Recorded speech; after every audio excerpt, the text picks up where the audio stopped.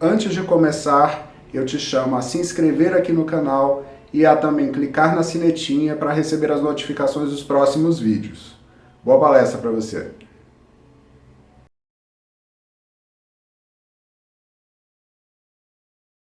Todo esse conhecimento, né, que se tem sobre Ori, ele mostra para a gente que existem vários fatores de interferência naquilo que se tem como uma ideia de individualidade para o povo iorubá, né? E até dentro daquilo que conversamos na primeira fala sobre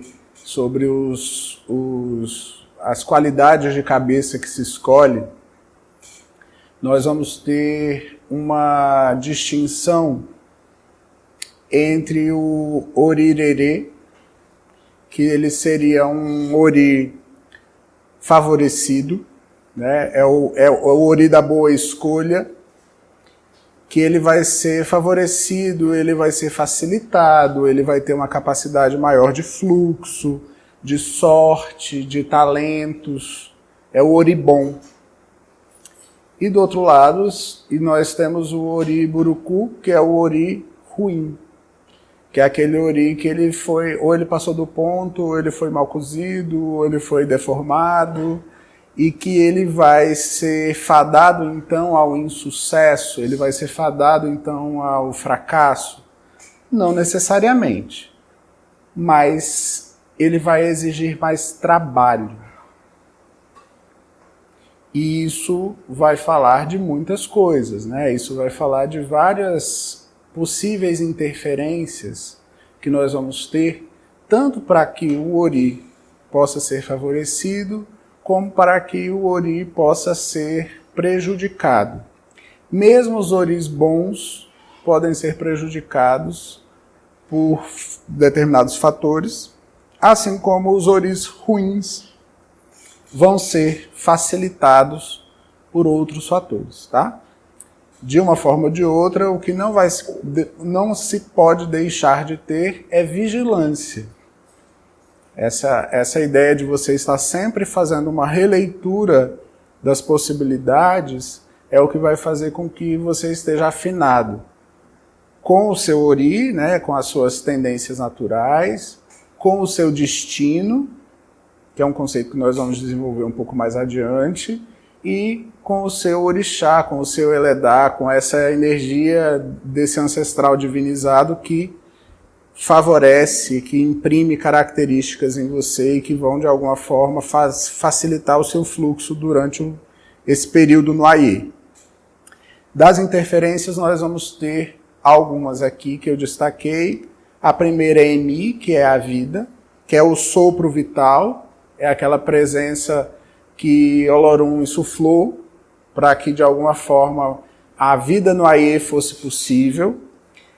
Só existe Emi no Aie, no Orum, o duplo não precisa desse sopro de vida, desse calor de vida. E a mística conta que Emi foi uma escolha que a divindade, que Orunmila fez para Ori como uma esposa. Ela foi encontrada no mercado para ser esposa de Ori. E Ori guarda ela mora no coração de Ori. Então a vida, esse conceito de alma fica no coração. E é por isso que quando nos abraçamos, nos sentimos revitalizados, nos sentimos revigorados, porque é como se de alguma forma o Emi pudesse dialogar entre esses corpos e os braços, as mãos, eles fossem uma extensão desse coração, né? Então, o fazer, o que a mão propicia e o que a gente abraça também é o que vai alimentar a presença de Emi para que tenhamos uma vida longa. Tanto que quando uma pessoa morre, uma das formas de falar que a pessoa morreu é dizer que o Emi foi embora, né? Que essa essência de vida ela foi embora. Uma outra coisa que tem uma ação direta e múltipla para favorecer Ori é o Iwa, que é o caráter. Os Yorubás eles vão entender algumas virtudes como virtudes prioritárias para o fortalecimento de Iwa. Entre eles nós temos a bondade, a paciência, a promessa, o respeito, a verdade, a justiça, a sinceridade, a caridade e o respeito aos tabus. Saber também, a formiga saber que folha come é uma boa saída, né? Saber que existem coisas, caminhos que não devem ser avançados é um símbolo de virtude, é um símbolo de caráter. E nessa mística, a Iwa é uma mulher e ela tem que ser tratada como uma esposa.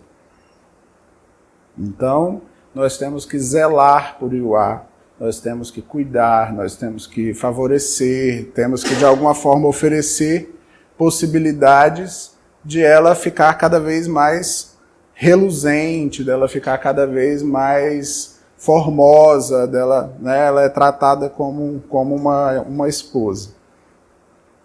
Ela é fruto das escolhas, mas ela também vai sofrer uma interferência direta do temperamento. E o temperamento ele vai ser definido pelo Ipori, né? Por a energia base, a massa base que forma o nosso Ori. Então, tem pessoas que elas têm um temperamento mais pacificado, outras pessoas elas têm um temperamento mais colérico. As que têm um temperamento mais colérico, elas vão ter que nutrir virtudes que sejam virtudes que apaziguem essa cólera para que elas possam viver melhor. Então, a ideia de caráter e temperamento, elas vão ter um diálogo franco para que a vida possa fluir melhor, para que Ori possa estar mais bem assentado dentro de nós. Uma outra coisa que deriva também de Iwa é o Ifa-Iwa, que é o escrúpulo. Ifa-Iwa é o oráculo do peito. É aquilo que, diante de uma situação, a gente para e se pergunta. E Ifa-Iwa foi um presente de Orunmila, foi um presente de Deus. A capacidade que nós temos de se auto-questionar e, a partir de uma ética pessoal, uma ética que muitas vezes ela vai ser comprometida, ela vai ser alimentada por uma moral comunitária, mas a gente aprende a se questionar e saber se alguma coisa deve ser feita ou não deve ser feita, né? E é interessante porque isso traz novamente para Ori um conceito importante de responsabilidade. Ifa-Iwa foi um presente de Olorum, mas ele não interfere. Ele coloca como uma interdição a interferência. Então nem ele, que seria o Deus Supremo, e nenhuma divindade que esteja abaixo dele na pirâmide tem a capacidade de interferir sobre o Ifa-Iwa. Ou seja, as suas escolhas são suas. Não adianta colocar na culpa, na conta dos deuses, porque... Não. Deus não vai ter capacidade de definir por você. Tá? E eles entendem que o livre-arbítrio, o nome que eles dão para o livre-arbítrio, que é o Ifé Itunuá, que pode ser traduzido como o desejo agradável. O livre-arbítrio agrada a alma. Quando você faz uma escolha a partir do seu livre-arbítrio, que é uma escolha favorável, o efeito é imediato. Você sente, você sabe que você fez uma boa escolha, né? Da mesma forma, quando você faz uma escolha não necessariamente equivocada, mas uma escolha que você sabe as consequências, os desdobramentos que ela traz, naturalmente a alma acusa que estou vendo que você está fazendo isso, né? É como se, de alguma forma, o Ori sinalizasse que aquilo dali pode até ser feito, porque ele também não tem interferência sobre as nossas escolhas, né? Ele não, mas que aquilo dali vai trazer algum tipo de consequência. Um outro aspecto que interfere, que nesse caso favorece a esse povo, a esse pensamento, são os sonhos, que se chama de Alá. Os sonhos, eles podem ser vistos de uma forma múltipla, eles podem ser vistos como encontros espirituais, como projeções de acontecimentos, como um espaço de elucidação para questões, e também como alertas, como um sistema de defesa para perigos. Nós que trabalhamos com psicologia analítica, temos o sonho também como um grande instrumento, né, de acesso para saber como é que as coisas estão funcionando na alma.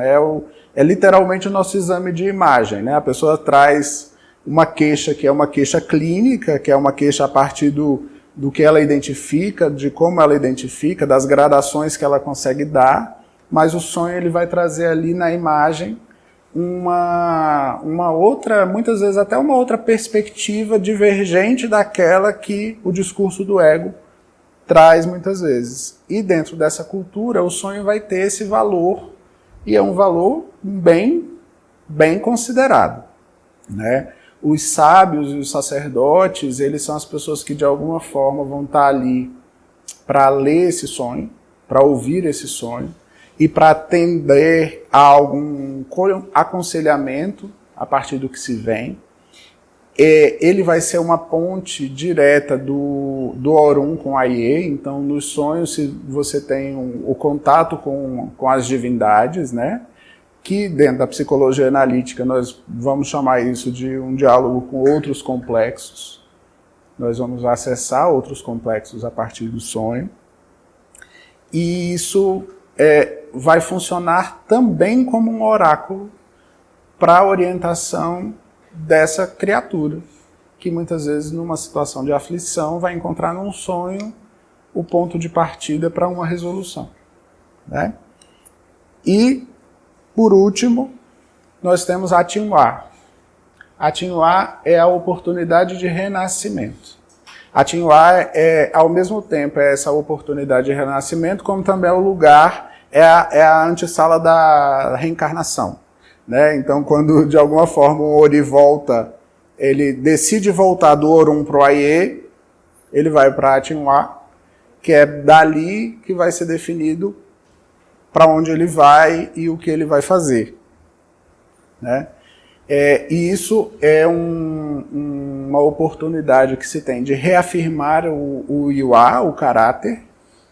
Então, a função dessa reencarnação é de você conseguir desenvolver ainda mais o caráter e também de você desenvolver o que não foi privilegiado. Às vezes, uma vivência ela pode ter sido exigente demais para determinados aspectos daquele Ori e não ter sobrado tempo, energia para se viver outros aspectos que precisam ser desenvolvidos. Então, o retorno para o Aie, o retorno para a Terra, ele vai servir com esse propósito, né? De um lado nós temos esse pessoal que ajuda e do outro lado nós temos um outro pessoal que cria uns probleminhas, né? O mais comum, que inclusive é o mais usual dentro da fala, são os Adiogun.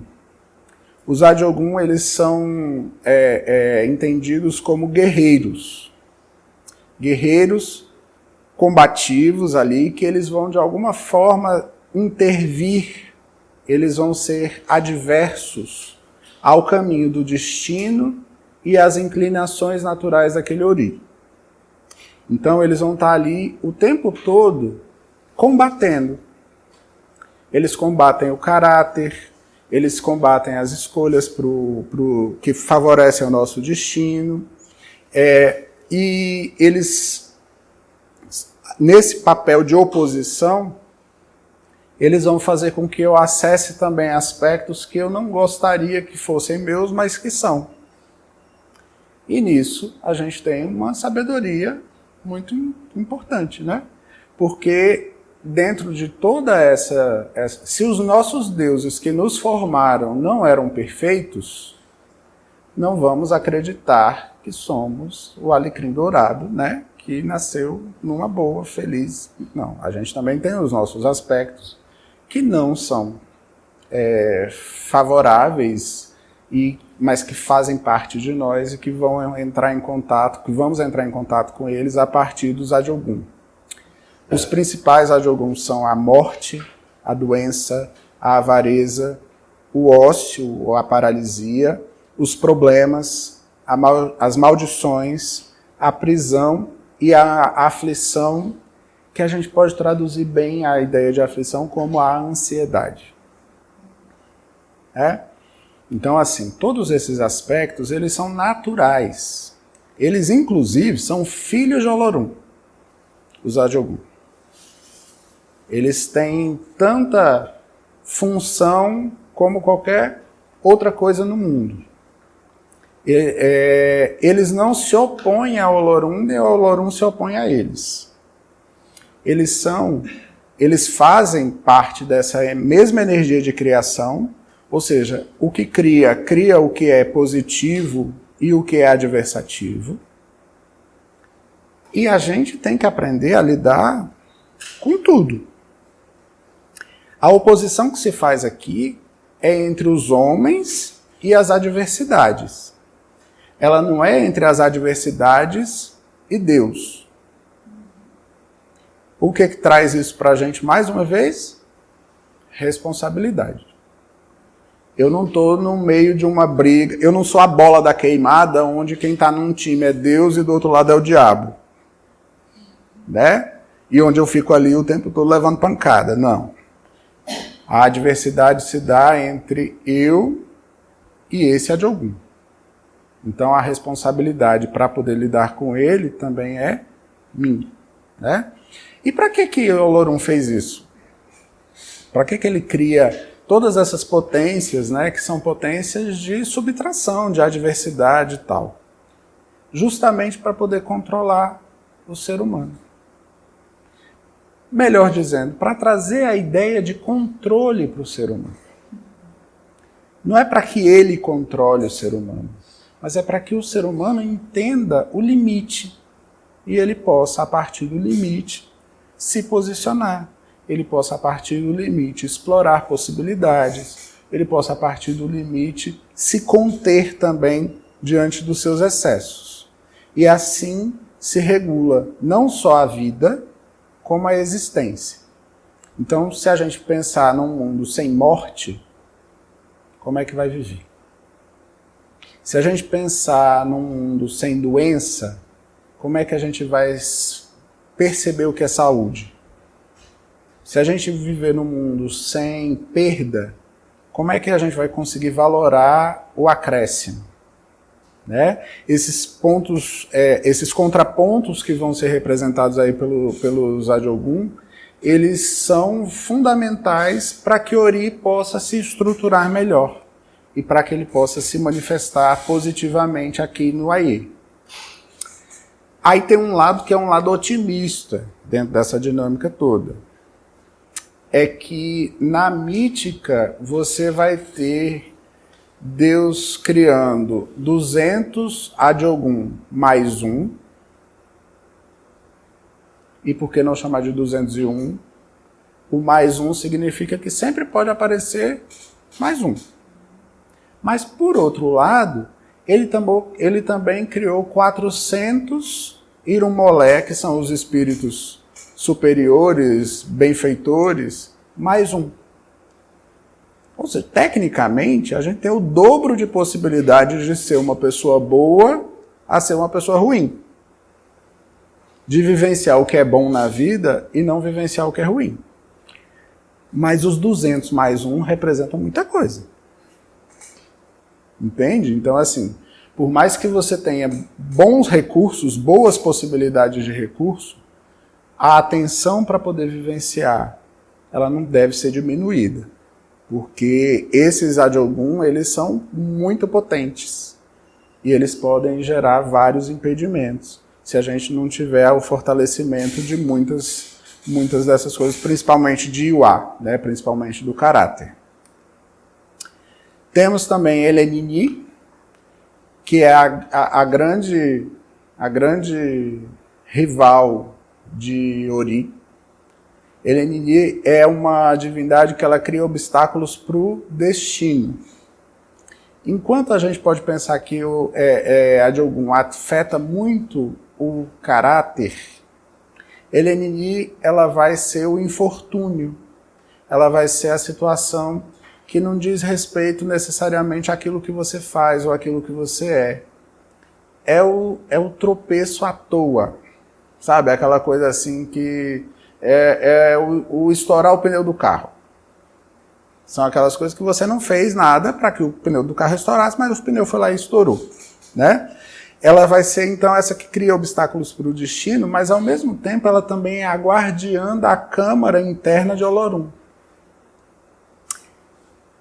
Onde Olorum cria tudo, ela é a guardiã. E por que a gente precisa disso?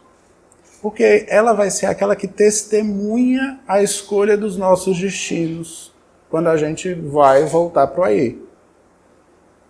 Então, ela pode boicotar o seu destino porque ela sabe qual destino foi escolhido. Então, ela entende qual é a sua missão, vamos colocar assim, e ela vai tentar boicotar a sua missão. Mas ela boicota para que a missão não seja realizada? Ou ela boicota para que você possa se afirmar dentro da sua missão? É a partir dessa adversidade, né, desse infortúnio, que muitas vezes a gente vai testar a nossa determinação e o nosso compromisso firmado quando voltamos ao Aie. Tá? Ela também pode ser contida por Iwa, pelo caráter. Né? Muitas vezes o caráter é aquilo que vai estruturar para que, diante do infortúnio, diante do inesperado, eu possa me manter firme e eu possa me manter conciso. E aí, religiosamente, ela também é contida pelo culto a Ori. Só que aí a gente pode pensar que culto a Ori pode ser a ritualística lá do candomblé? Pode, mas tudo que a gente faz aqui, que de alguma forma ajuda a fortalecer os nossos propósitos, quem nós somos e o lugar que desempenhamos, né, a função que desempenhamos na Terra, isso é um culto a Ori, né? É uma espécie de culto comportamental, mas que não deixa de ser um culto, né? Tem um Itan que fala que Elenini corria atrás de Ori e não conseguia alcançá-lo, mas uma hora ela o alcança e ela passa o dedo assim nas costas dele, e aí por isso que a gente ganha uma marca nas costas, né, na linha da coluna vertebral, que é um sulco que a gente tem, e que aquilo é a marca de Elenini dizendo assim, ó, eu posso não pegar, mas eu chego muito perto, né? Tome cuidado comigo, porque eu estou aqui no encalço o tempo todo para te proteger, para te proteger não, né? Para te proteger de si mesmo, né? Para te proteger daquilo que você pode crescer demais e achar que está muito dominante, e aí o infortúnio vem e te traz novamente para uma realidade. E por último nós temos o Ere, que é a loucura. Essa cultura ela também engloba os conceitos de doença mental, de loucura, e ela vai determinar 3 tipos de doenças mentais, basicamente. O primeiro são as doenças que são hereditárias, e que você vai ver ali uma linhagem familiar de repetição daquela mesma doença. Outras que são sobrenaturais, então elas vão se dar a partir da ira das divindades, ou de algum feitiço, ou de alguma coisa que se deu no Orum e que está se refletindo aqui na Terra. E Afixê, que são as que derivam de acidentes, de traumas, de aflições muito grandes, né? São aquelas situações que, de alguma forma, elas se manifestaram na vida daquela criatura e, a partir de então, elas não foram mais a mesma pessoa, elas não responderam da mesma forma. E essas forças, elas vão também ter elas precisam ser contidas, né? Elas precisam ser administradas, não para se mudar ninguém, mas para que aquela pessoa possa viver com mais qualidade. Se a ideia de Ori, ela remete à individualidade, e a uma individualidade ativa, né? Assim, onde cada um tem as suas características próprias e tal, ninguém vai objetivar mudar ninguém, porque a gente não sabe qual é a função daquela pessoa, né? Mas não significa que, por ela ter determinados traços, determinadas idiosincrasias, de que isso vai ser cultivado, vai ser incitado. Não, às vezes a gente vai ter também que encontrar caminhos de adequação para o próprio sustento, né, para o bem-estar daquela pessoa. Certo? Aí agora então a gente vai para um ponto que é um ponto também super interessante dentro dessa perspectiva, que é o destino. Odu ou destino.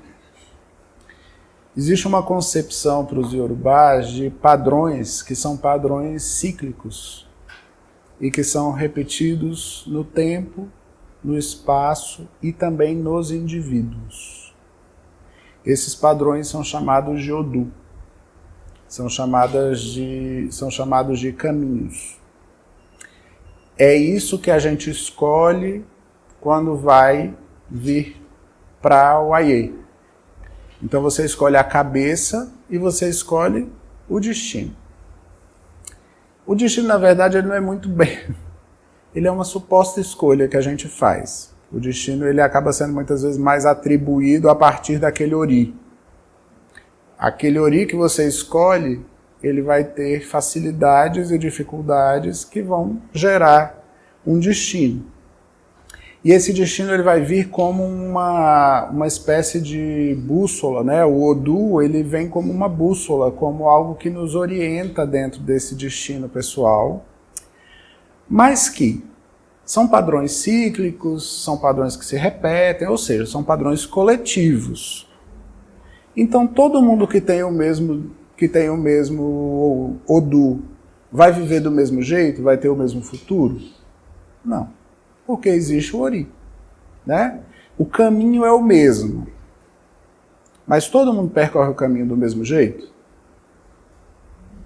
Não.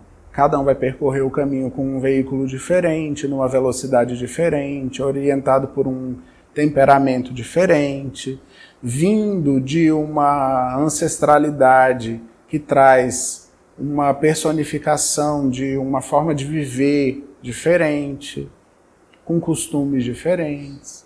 É por isso que existem os Odus e, dentro desses Odus, a vivência vai ser particularizada. Tá? Tem 3 formas de determinação desses Odus na mística. Quando você vai lá, assim, vou voltar para o Aie. Aí você vai lá na sala de Olorum, onde a Elenini é a guardiã, que ela está lá dentro. E aí você tem 3 formas de receber esse Odu. Uma delas é você ajoelhar e receber. O que forma uma pessoa que recebe o destino? Vai formar uma pessoa que tende a ser mais omisso, que vai ser mais fraco nas decisões, que vai ser mais inerte diante das mudanças do mundo, né? Que vai estar ali meio que de coadjuvante, nem coadjuvante, às vezes até figurante, né? Na vida. Outras pessoas, elas vão ajoelhar e elas vão escolher esse destino. Então, antes de Olorum determinar o que é que ela vai ser, como ela vai ser, qual o caminho que ela tem que percorrer, ela vai dizer, eu acho que eu quero esse aqui, ó. Né?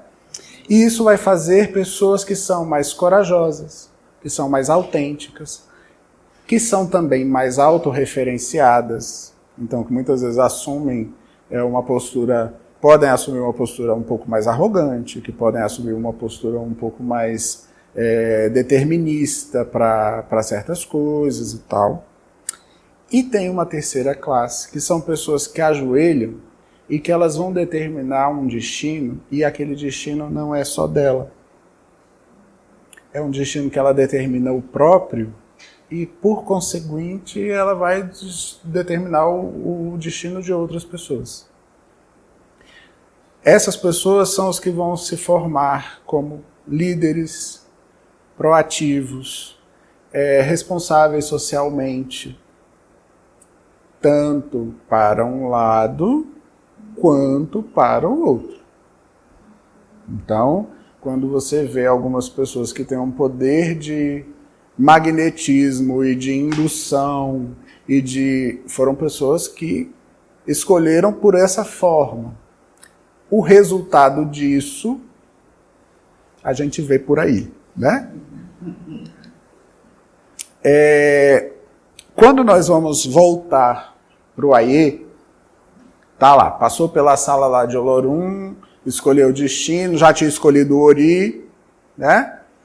Aí nós vamos chegar num lugar que é onde mora Exu Onibodê, que é o dono do portal. E aí Exu vai perguntar, tá indo para onde? Eu tô voltando pro Aie. É? O Obodê é o portal que existe entre o Aie e o Orum. Tá indo fazer o quê? Eu vou ser homem, eu vou nascer numa família assim, assim, assado, eu vou vir com esses talentos, esse aqui é o meu destino, olha as características do meu Ori, não sei o que, lá. Aí a gente vai dizer, tá bom. Então tá bom. Então tá sacramentado. Pronto, acabou-se. Porque a partir dali ele vai virar o fiscal. Você que falou para ele o que você ia ser, como você ia ser, como é que as coisas iam funcionar e tal. Então agora quem vai ter que dar conta disso aí é você. Né? Isso se dá na passagem para o útero. É no que eles chamam de acassó. É o momento em que a alma, né, esse Ori, com toda essa carga, vai se manifestar no útero. Quando isso se dá, quando você passa pelo Onibodê, você esquece de tudo. Tudo aquilo que você contou para Exu e que você falou com muita propriedade, né? Porque afinal você tinha acabado de sair, não deu nem tempo de esquecer que você tinha acabado de sair de lá onde aconteceu tudo. Vai embora. Mas aquilo vai ficar impregnado na placenta. Todo esse conhecimento ele vai ser impregnado na placenta. E aí, durante 9 meses, você não vai ter a lembrança, mas você vai ter a impressão do destino, do temperamento, da ancestralidade, de tudo aquilo que compõe essa individualidade, vai alimentar aquele bebê durante esse período de gestação. E nesse processo de nutrição, por mais que eu não tenha a lembrança vívida, essas impressões vão ficar no corpo, no Ará, né, que é o corpo, vão ficar no Ori Odê, na cabeça física, e vão também estar presentes no Ori Nu. É por isso que quando o bebê nasce, você corta e joga a placenta fora. Porque você não quer uma lembrança, que aquela lembrança ela fique ativa. O desenvolvimento tem que ser dele. E outro, é a partir disso que vão surgir certos fenômenos que se dão ao longo da vida, como, por exemplo, você chegar perto de uma pessoa e você falar, não fui com a tua cara, não sei por quê. Ou você chegar num determinado lugar e você se arrepiar, dar sono, né? São coisas que, de alguma forma, são resultados dessas impressões que ficaram, que estão marcadas no corpo e que vão trazer reverberações, como alergias, como atrações, como química, né? A ideia da química nos encontros, simpatias, antipatias, que é o que na psicologia analítica nós chamamos de afetação. Né? Quando nós somos, de alguma forma, tomados por algum afeto, a gente não sabe exatamente o que é, mas a gente vê ali o resultado na hora, e é inegável para quem vive. Né? Aqui você vai estar meio que impregnado por aquela energia ela vai se fazer presente de uma forma quase que involuntária, inconsciente e descontrolada. Né? Como é que se vê o oráculo? Como é que se vê o Odu da pessoa? Qual é se eu tenho que estar aqui cumprindo meu destino, eu estou sofrendo uma série de assédios de coisas positivas e de coisas negativas, como é que eu vou, de alguma forma, saber se eu estou indo no caminho certo? A estratégia que os Yorubá têm é o oráculo.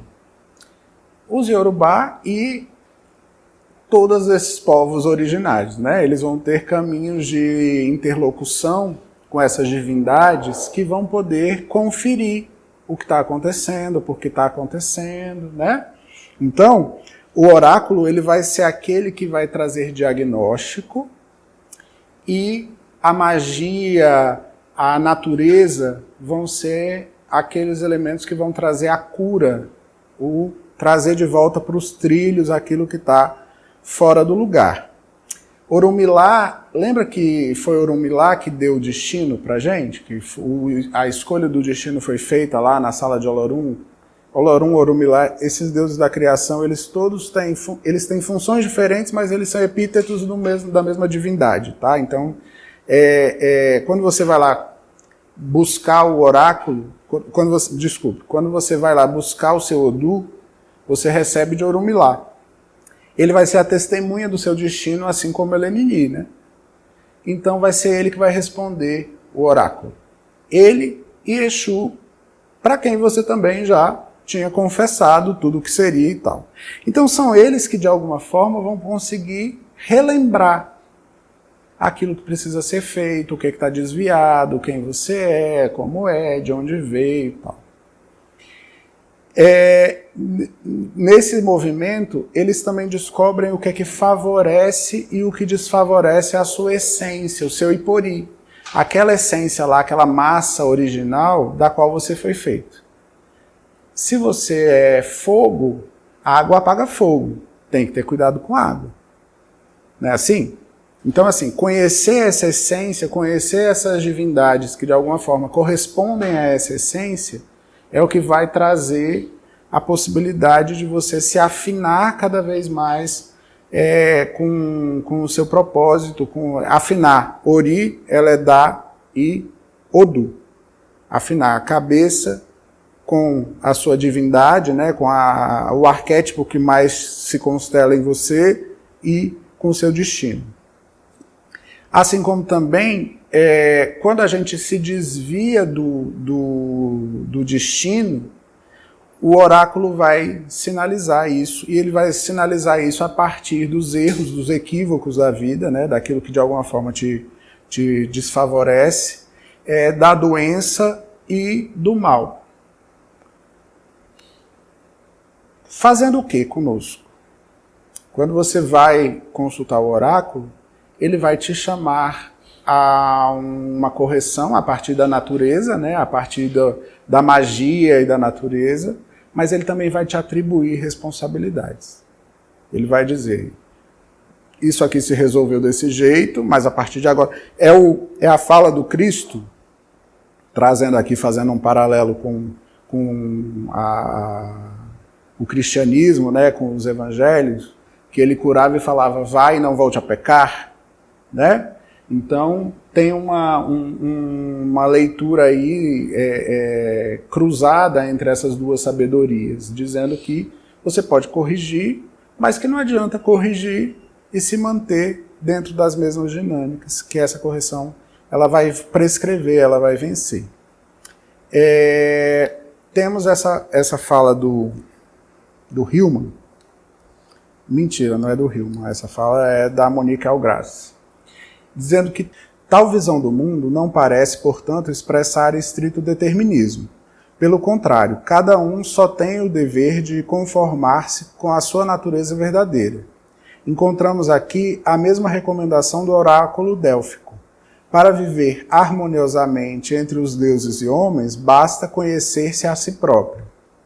Ou, para retomar os conceitos pelos quais já foi descrito o processo de integração subjacente a cada religião, transformar o outro em si mesmo.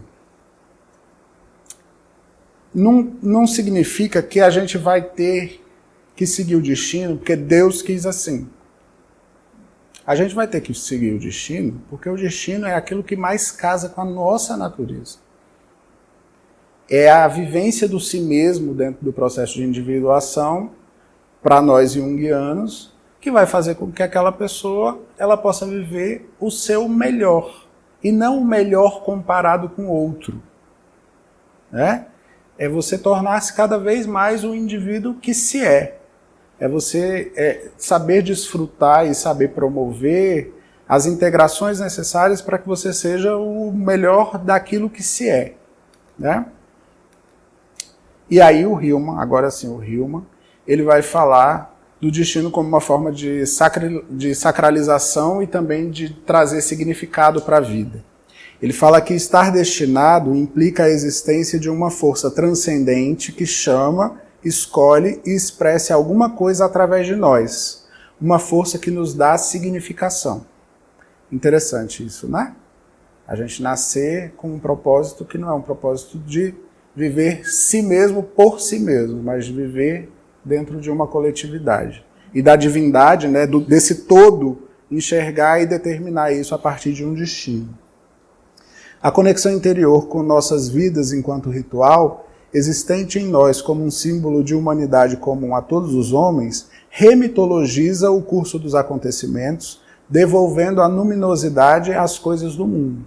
Ou seja, é a partir desse movimento que a gente consegue trazer uma sensação não só de pertencimento, mas de um reconhecimento de sagrado, de sacro ofício, né? De estarmos vivendo uma coisa que é maior, que serve a algo que é transcendente, que é sagrado. E que isso traz para a gente viver o nosso destino, é saber que a gente tem uma função para existir. É saber que essa função ela nos compete. É saber que quanto mais integrado eu estou dentro dessa proposta, dentro dessa perspectiva, mais eu vou estar me sentindo confortável com a minha própria pele, com a vivência que eu tenho para viver, com a comunidade onde eu estou inserido, é encontrar papéis que sejam úteis e razoáveis para mim e para os demais. Né? E, para além do destino, nós vamos ter forças que têm uma interferência direta, inclusive na realização desse próprio destino, que são os ancestrais divinizados, que é o que nós chamamos de orixás. Os orixás eles vão ser lidos como potências, né? E essas potências elas vão se manifestar a partir daquela energia primordial, mas também como potências adjacentes que as pessoas podem acessar. Então, você é feito de uma massa e aquela massa é Nanã. É um orixá. Mas não é porque você veio da massa de Nanã que você não vai poder acessar uma energia complementar a uma necessidade, como, por exemplo, a energia de Oxum. Você pode acessar essa energia também, porque essas potências elas estão disponíveis, elas estão acessíveis e elas podem ajudar a compor essa realização da vida, né? Só que, dentro da nossa cultura popular, a gente valoriza muito a ideia dos orixás, né? Assim, quando se pensa em religiosidade afro-brasileira, a primeira coisa que você vai lembrar é dos orixás e entender que eles são a grande potência, que eles são a coisa mais importante que existe. Aí eu trouxe aqui um itanzinho para poder falar sobre isso, para a gente poder questionar um pouco isso. Olorum, ele convida os Irumolé, né, os espíritos superiores, os benfazejos, os grandes, para transmitir o axé de destino entre eles. E todo mundo queria ter esse axé de destino. Todo mundo queria poder interferir na vida do outro, todo mundo queria poder determinar caminhos. Aí ele pega e ele fala assim, tá, mas aí antes de vocês virem, vocês têm que fazer um sacrifício de Obi, que é um fruto considerado sagrado, e vocês também têm que vir antes do sol nascer. E aí todo mundo foi para casa e tal, só que quem é que fez isso? Só quem fez isso foi Ori. Só Ori que fez o sacrifício do Obi e chegou lá antes do sol nascer.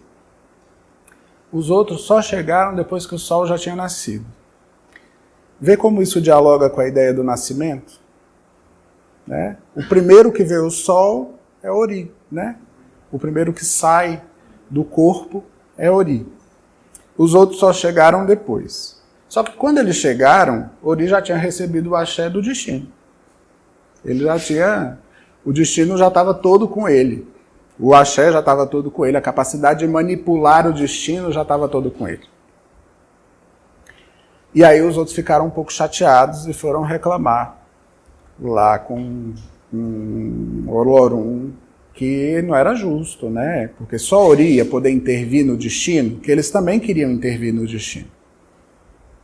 Aí Olorum disse, tá, tudo bem, eu concordo em distribuir o axé para vocês também. Aí ele chama Ori, e Ori, eles redistribuem o axé. Ori vai dizendo, tá, Xangô fica aqui com o poder das tempestades, da justiça, do trovão. Oxum fica aqui com a fecundidade, com a riqueza, com a docilidade. Ogum fica aqui com as guerras, com o ferro, com a tecnologia. Só que Ori não deixou de ser o detentor de tudo isso. Os outros passaram a ser também. E isso faz de Ori o orixá mais importante. Né? De todas essas forças, todas elas só fazem quando Ori se faz presente. E ele vai ser então coroado, ele vai ser consagrado como aquele que ele vai receber antes de todos. O primeiro que recebe tudo antes de todos é Exu, porque é aquele que é a testemunha do que vem para a Terra, é a testemunha do destino, Mas depois, Ori quem tem que receber todas as reverências. Porque se Ori não abençoa, se Ori não consente, não tem orixá certo. Não tem orixá que faça por você o que, se Ori não estiver presente, ele estiver consentindo aquilo. Isso ritualmente se dá dentro de todos os processos de iniciação. A primeira coisa que você vai fazer é um bori, que é dar de comer a cabeça. Se ali no ato do bori a cabeça diz que não recebe aquelas oferendas, acabou. Volta para casa, volta outro dia e tal, porque nenhum orixá vai poder fazer nada se Ori não permite, né? Esse Itan, ele vai falar para a gente que a coletividade, que os orixás eles vão falar dessa coletividade, dessas potências que são potências que servem a todos nós. mas que elas precisam da individualidade para poder funcionar. Se não for a partir da individualidade, a gente não vai ter uma noção da coletividade. Como psicoterapeuta, como analista junguiano, eu trabalho com a coletividade. Mas eu preciso de um ego estruturado para dar conta da coletividade. Até porque, senão, uma pessoa que está tomada por uma força dessas da coletividade, tomada por uma força, por uma potência dessas da coletividade, por mais interessante que seja a potência, vai sair do meu departamento e vai ter que ir para o departamento da colega psiquiatra, né? Porque vai ser a pessoa que vai estar fora da capacidade de filtro, de vivência, ela vai estar imersa, ela não vai perceber nada para além daquilo, né? O orixá, ele vai vir com uma forma da gente perceber e da gente entender o orixá, é a personificação da natureza. Ele vai ser aquele que, de alguma forma, manifesta um atributo da natureza personificado. E isso vai se dar a partir de alguns aspectos. O primeiro deles é como uma potência, né? As forças da natureza, a gente fala assim, a natureza tem força, ela é capaz de gerar efeitos, de gerar desdobramentos, de gerar integrações e cisões. Então, o orixá, ele traz isso como uma potência. Ele também vai representar nessa personificação um papel social e um papel comunitário. Então você vai ter figuras desses orixás que são o rei, o ferreiro, a educadora, a sábia, o médico. Eles falam de papéis que são papéis sociais, coletivos, eles personificam esses papéis. E eles vão apresentar também uma tendência de comportamento.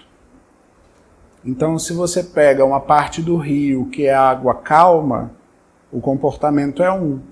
Se você pega uma parte do rio que é uma água caudalosa, que é um encontro de dois rios, você vai ter uma outra... mas é tudo água. Mas nem toda água é igual. Cada água, em cada movimento, ela vai representar ali uma tendência de comportamento, vai representar um temperamento diferente. E isso vai estar presente também nas imagens dos orixás, né? E quando a gente olha para todo esse conhecimento, isso traz para a gente um diálogo muito franco com a ideia das personas, né?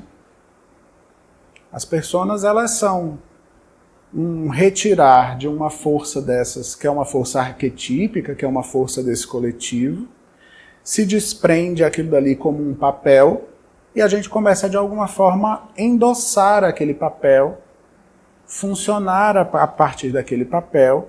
Então, assim, eu não sou palestrante.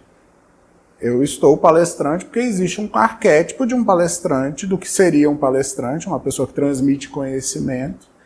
E eu, de alguma forma, eu vou mimetizar esse conhecimento, eu vou representar esse conhecimento, e a partir disso eu vou construir uma persona do que seria o João palestrante. Isso dentro da religião é muito estimulado. Fortalecer as personas a partir das divindades que regem as pessoas. Então é muito... Yansan é o vento. Yansan é o vento da tempestade, é o raio, é aquela que é intempestiva, né? É aquela que é rápida, é aquela que é desaforada, que enfrenta tudo. Então, assim, quando você vê uma pessoa de Yansan dentro do culto, e aquela pessoa está dando meia hora de grito ali, as pessoas falam, deixa ela é de Yansan. Entende? Assim, ninguém vai falar assim, meu Deus, mas que pessoa destemperada, que pessoa... Não, é o jeito dela, ela é assim mesmo. Né? Por quê? Porque se entende que a reprodução desses papéis, ali naquele contexto comunitário, ela é também reforçar a ideia desses arquétipos, que no caso são entendidos como divindades, e que cada um tem um papel. Também é na hora que está todo mundo lá quieto, sem nada para fazer, ou sem saber como fazer, é nessa hora que a doida de Ansan chega e fala, não, você então vai fazer tal coisa, não sei o quê, deixa de moleza, né? Aquela que antes estava sendo entendida como espalhada demais, como quente demais, como... Não, ela também tem uma função por ser exatamente como ela é. Então essas personas, elas vão ganhando corpo e elas vão sendo estimuladas, inclusive, assim. Nossa, tá quieta demais, nem parece que é de Yansan. É como se de alguma forma fosse tentar ligar ali, aumentar ali o recurso para que essa potência fosse ainda mais... a ligação com essa potência ficasse mais íntima, né? Tem um outro Itan, que também é importante dentro do que a gente está conversando, é que uma vez questionaram a Orunmila quem seria capaz de levar, quem pode me levar até o infinito? E aí Orunmila foi para o oráculo para poder ver o que dava. Aí ele disse, vai ser Xangô, Xangô vai te levar até o infinito. Aí foram falar com Xangô, aí Xangô falaram assim, Xangô, se te derem a comida que você mais gosta em Oió, que é a terra dele, é o lugar de culto dele, como é que você vai reagir? Eu vou comer e eu vou querer ficar na minha casa. Então ele não levaria até o infinito. Aí falaram, então vamos ver aqui de novo. Aí, Oxum pode te levar até o infinito. Oxum, se te derem a comida que você mais gosta, você segue até o infinito, assim? Não, eu vou querer ficar na minha casa junto com os meus. E eu também não vou até o infinito. E foram fazendo com todo mundo, né? Perguntaram para Oxalá, que é, né, o orixá da criação, que é o, né, o bonzinho. Ele disse, olha, se me derem Ebo e Ifé, que é a cidade dele, a comida que ele mais gosta, eu acho que eu também vou ficar por lá. Né? Exu, então você, Exu, olha, se me derem um galo em Queto, eu acho que eu também vou ficar por lá. Aí, então não tem solução, não tem nada que vai poder me levar até o infinito? Tem. Ori. Ori leva a gente até o infinito. Ori é aquele que não se separa nem depois da morte. É aquele que vai conjugar a caminhada o tempo todo. A ideia do infinito, ela pode ser compreendida como não só como o nosso destino, mas como a realização daquilo que nós somos. Por isso que é bom investir em Ori. Porque os outros, eles te levam até ali. Chegou ali, apareceu uma coisa que mais os agrade, eles voltam para a casa deles. Psiquicamente isso é interessante, né? Porque assim, muitas e muitas vezes nós vamos constelar aspectos arquetípicos, mas aquilo passa, e tem que passar mesmo. Nós não temos que viver colados com um arquétipo de seja lá o que for, o tempo todo. Eu tenho que sair daqui, eu tenho que tirar meu microfonezinho, e eu não posso ir almoçar dando outra palestra. Eu não posso ir de tarde para uma festa dando outra palestra. Né? Esse arquétipo que está constelado aqui, ele tem que se recolher, ele tem que voltar para casa. Para que outro tenha lugar, para que outro possa se manifestar. Só que Ori vai estar comigo aqui, Ori vai estar comigo no almoço, Ori vai estar comigo na festa, Ori vai estar comigo em qualquer circunstância. Mas aí então, quando o palestrante foi embora, acabou? Não. Eu vou ter uma representação do que ficou aqui, do encontro que a gente está tendo aqui. Essa representação ela vai me acompanhar dentro do meu Ori. O Ori vai ter um registro daquela força. Inclusive, em março tem outra palestra, não sei ainda sobre o quê, mas tem outra palestra. Então, eu vou precisar chamar de novo esse mesmo arquétipo para me visitar, para estar aqui dando conta. Senão, não dou conta. Né? Então, de alguma forma, o Ori ele vai construindo essas pontes com esses arquétipos, vai construindo essas pontes com essas divindades, que vão facilitando novas potências, novas possibilidades de realização aqui na vida, aqui no Aie. Tá? Essa forma de troca que se dá, ela vai se dar principalmente no que a gente tem mais vivo, né? Que é a manifestação religiosa, como alimentar a cabeça. A ritualística que se dá para fortalecimento de Ori é o que se chama de Mbori, é dar de comer a cabeça. É fazer com que o Ori ele seja alimentado. O que se alimenta? É o próprio Ori? Ou é aquela ponte que se estabelece entre o Ori no Aie e o Ori no Orun? Será que o Ori fica fraco? No linguajar se fala isso. Tem que dar de comer a cabeça está fraca. Mas de fato o que fica fraco é essa ponte, é essa ligação. Também nesse rito, ninguém é iniciado para Ori. Porque você não pode ser iniciado para aquilo que você já é. Ori ele já está presente. Ele precisa de fortalecimento, mas você não vai trazer a energia e colocar ali. Você é iniciado para os orixás, porque aquela potência ela é trazida e ela é implantada para que ela fique ali definitivamente. Ela se afasta um pouco, ela se aproxima um pouco, mas você vai ser reconhecido por derivar daquela massa ancestral. Né? Alimentar o Ori é, antes de qualquer coisa, você fortalecer o mais profundo da sua personalidade. Porque é lembrar de quem eu sou, de onde vem e de quem me acompanha. Não é isso? Lembrar de Ori, lembrar de Eledá,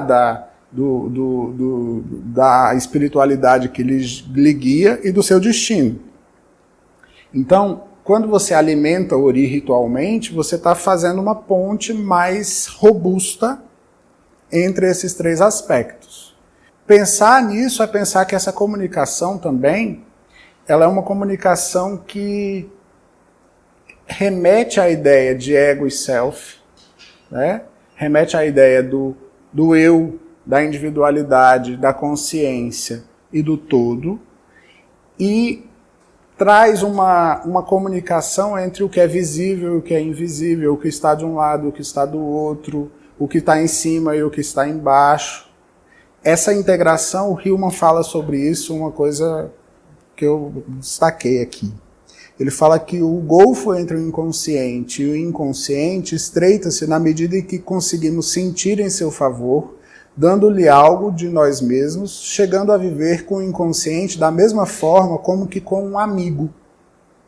A absorção contínua com o nosso mundo interior leva a experiências com esse mundo interior, experiências que lhe são sempre favoráveis.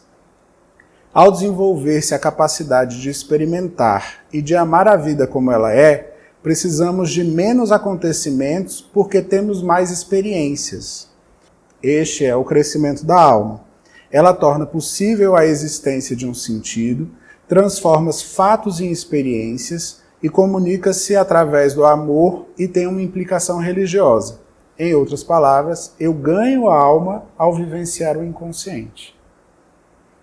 Quanto mais eu consigo promover de troca, e essa troca precisa acontecer neste mundo do inconsciente, ele precisa ser permeada por esse mundo do inconsciente, mais alma eu faço, mais expandida é essa alma.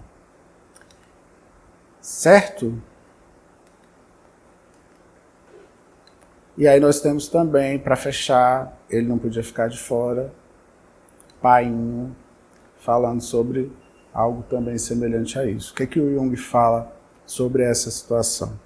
Ele fala que não é a minha imaginação ou a minha emoção que transforma o curandeiro em feiticeiro. Ao contrário, ele é o feiticeiro e projeta o seu poder mágico em mim. Eu não tenho alucinações de espíritos, são eles que me aparecem espontaneamente. Quando se fazem afirmações que certamente são interferências lógicas do mana é a energia projetada, né? Aquela energia que anima as coisas. Começamos a hesitar e voltamos os olhos para as nossas belas teorias de projeção psíquica.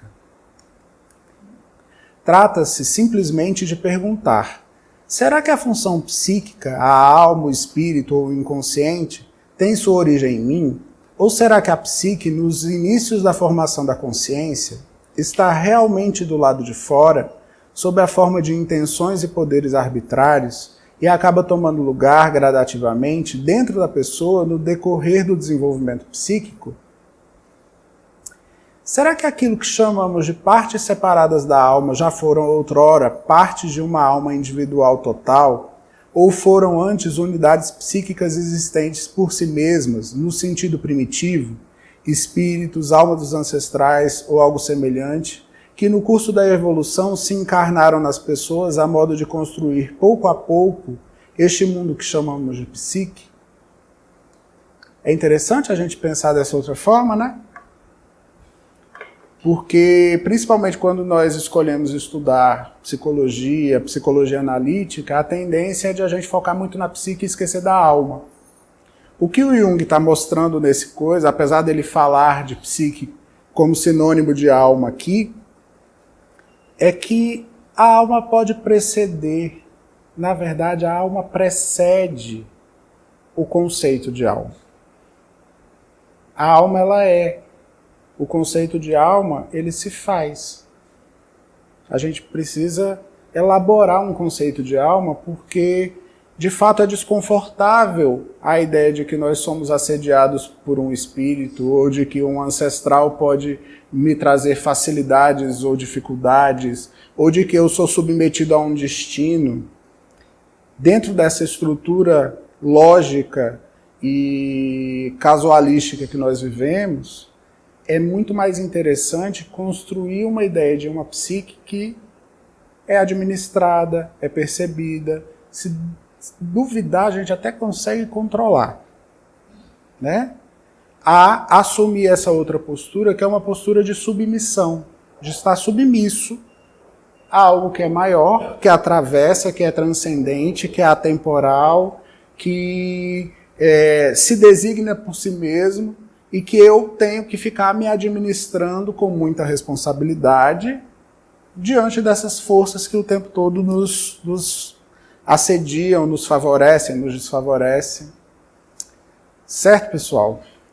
É isso que eu tenho para falar para vocês. Eu trouxe aqui umas referências, as referências que eu usei aqui nesse trabalho. E é isso.